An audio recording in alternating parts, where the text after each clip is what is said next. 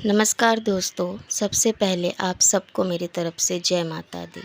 माता रानी, माँ काली आप सब पर हमेशा अपनी कृपा बनाए रखे। आशा है कि आप सभी अपने अपने जीवन में सकुशल मंगल होंगे। तो दोस्तों, आज का जो वीडियो है वो बहुत ज़्यादा इन्फॉर्मेटिव होने वाला है, क्योंकि अगर आप माता काली के भक्त हैं तो माता काली को प्रसन्न करने के मैं ऐसे 5 काम आपको बताने वाली हूँ।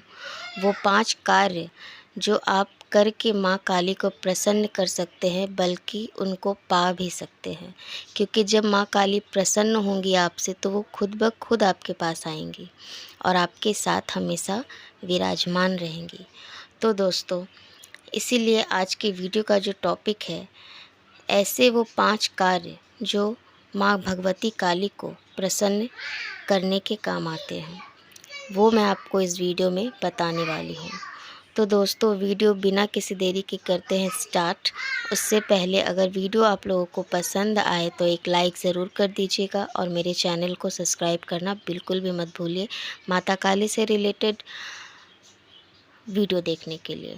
तो दोस्तों, वो कौन से ऐसे 5 परोपकार हैं? तो परोपकार का मतलब क्या होता है? परोपकार का मतलब होता है कि अच्छाई करना।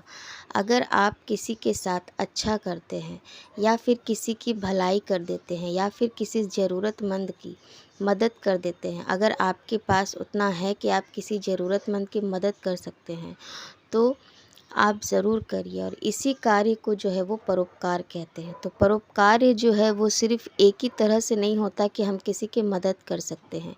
परोपकार जो है वो बहुत तरह के होते हैं, बहुत सारे जो है कैटेगरी आते हैं उसमें। जो आप किसी को खाना खिला सकते हैं, किसी की मदद कर सकते हैं, किसी बच्चे को पढ़ाई लिखाई के लिए जो है सहायता कर सकते हैं।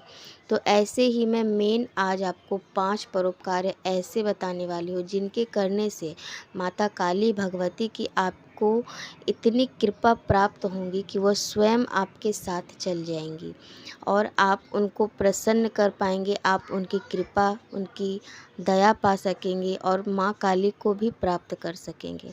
क्योंकि जो माँ काली को प्रसन्न कर देता है, माता काली उनके साथ खुद ब खुद चली आती है। तो चलिए दोस्तों, सबसे पहला जो परोपकार की बात करते हैं तो वो है मछली को आटा खिलाना।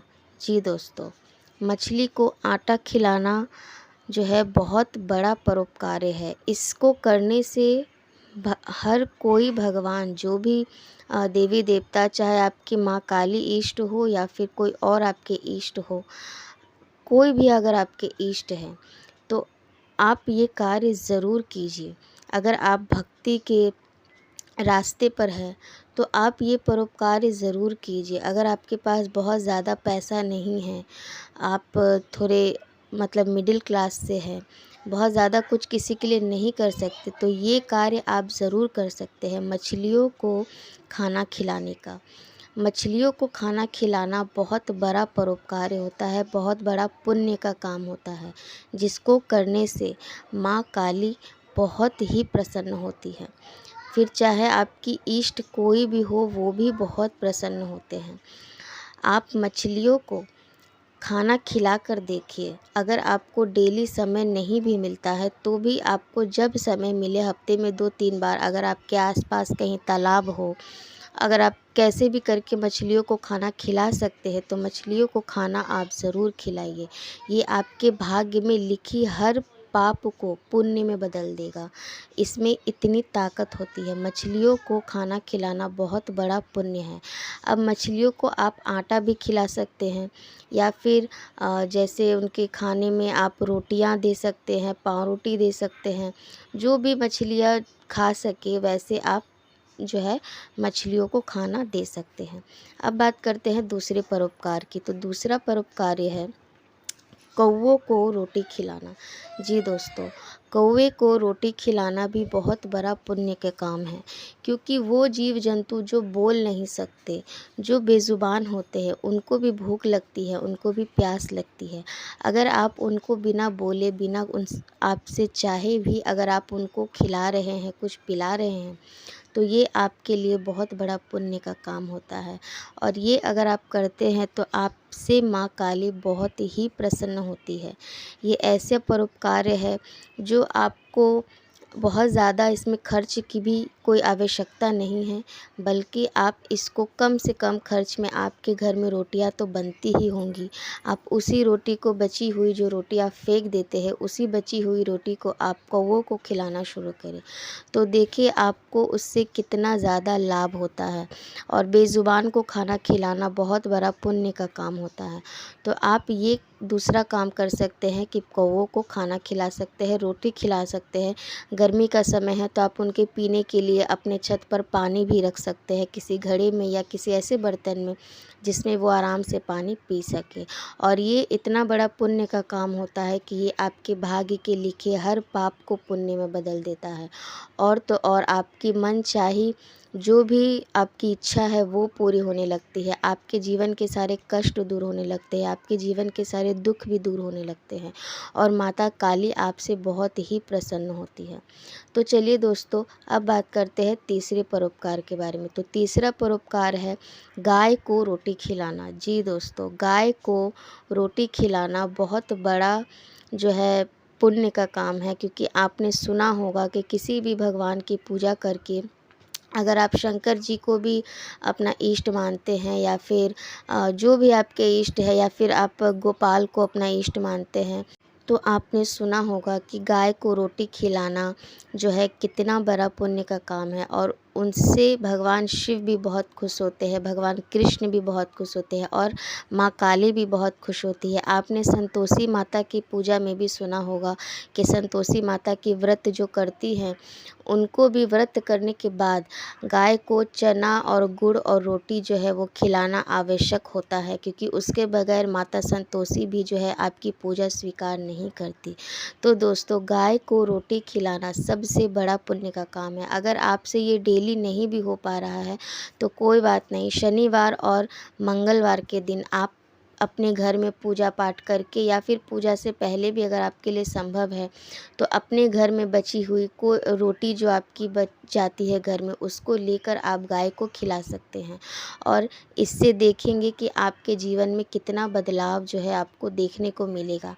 आपके जीवन के कष्ट दूर होने लगेंगे। अगर आपको आर्थिक स्थिति में जो भी तंगी आती है, जो भी तकलीफ़ें हैं, अगर आर्थिक स्थिति ख़राब है तो वो भी आपकी धीरे धीरे जो है वो सुधरने लगेगी, क्योंकि गौ जो है वो हमारी माता है, गाय हमारी माता है। आपने सनातन धर्म में, हिंदू धर्म में ये चीज़ जाना होगा, सुना होगा, पढ़ा होगा कि गाय गाय जो है वो हमारी माता है, और उनका जो है पूजा पाठ करना या फिर उनको एक रोटी खिलाना, ये बहुत बड़ा पुण्य का काम होता है और इससे आपके भाग जो है वो भी संवर जाते हैं।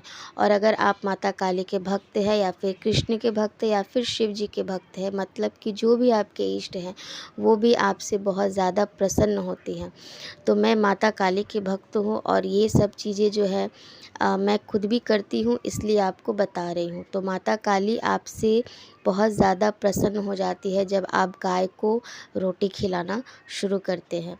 अब बात करते हैं चौथे परोपकार के बारे में। तो चौथा परोपकार है भंडारा करवाना। जी दोस्तों, भंडारा, अगर आप भंडारे का मतलब ये नहीं है कि आप पूरे गांव को बुलाकर खाना खिलाएं, ऐसा बिल्कुल भी नहीं है। आपका जितना सामर्थ्य है, आपकी जितनी इच्छा है, आप जितने लोगों को खिला सकते हैं, अगर आप 10 लोगों को खिला सकते हैं तो आप 10 लोगों को भी खाना ज़रूर खिलाइए। जिस दिन भी आपके लिए पॉसिबल हो आप उनको खाना ज़रूर खिलाइए। इससे माँ काली जो है वो बहुत ज़्यादा प्रसन्न होती है। भंडारा जो है, अगर आप मन में कोई इच्छा रख के भंडारा करवाते हैं तो वो आपकी इच्छा भी पूरी हो जाती है। भंडारा करवाने में और किसी भूखे का पेट भरने में इतनी ज़्यादा ताकत होती है और ये सबसे बड़ा पुण्य का काम होता है। मैंने जैसा कहा कि आपके भाग्य के किसी भी पाप को ये पुण्य में बदल सकता है, ये इतनी बड़ी ताकत रखता है। तो दोस्तों, भंडारा अगर आप करवा सकते हैं, अगर आपको, जैसा कि मैंने कहा, अगर आप 100 लोगों को खिला सकते हैं तो 100 लोगों को खिलाइए, नहीं अगर 10 लोगों को भी खिला सकते हैं तो 10 लोगों को भी ज़रूर खिलाइए। तो ये था वो चौथा परोपकार, भंडारा करवाना, भूखे को खाना खिलाना। ये सबसे बड़ा परोपकार होता है और बहुत ज़्यादा पुण्य का काम होता है। आपका जितना सामर्थ्य है आप उस हिसाब से, अपने हिसाब से, अगर 5 लोगों को भी खाना खिला सकते हैं तो ज़रूर खिलाइए।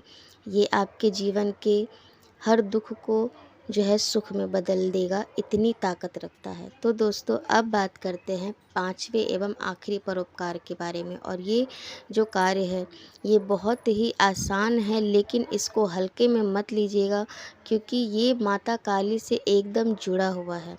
तो 5वां परोपकार है कुत्ते को रोटी खिलाना। जी दोस्तों, हमारे घर के आसपास जो है हमेशा कुत्ते रहते ही हैं और उनको भी भूख लगती है, प्यास लगती है।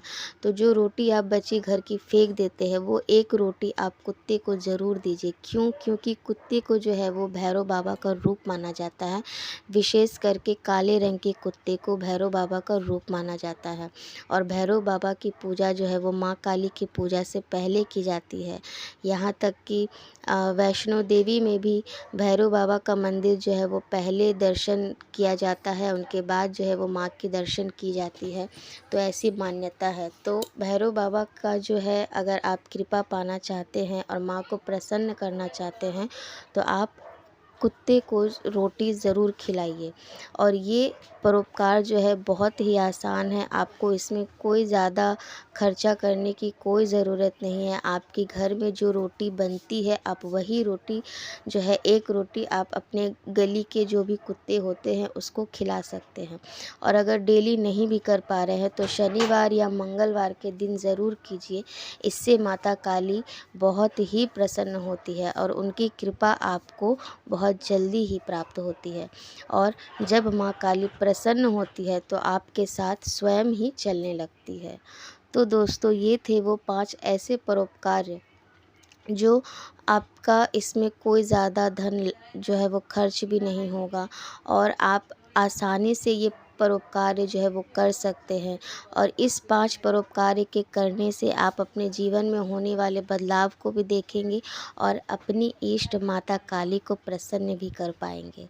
तो दोस्तों वीडियो कैसा लगा कमेंट में ज़रूर बताइएगा। वीडियो से जुड़ी अगर कोई क्वेश्चन हो तो आप कमेंट बॉक्स में मुझे पूछ सकते हैं।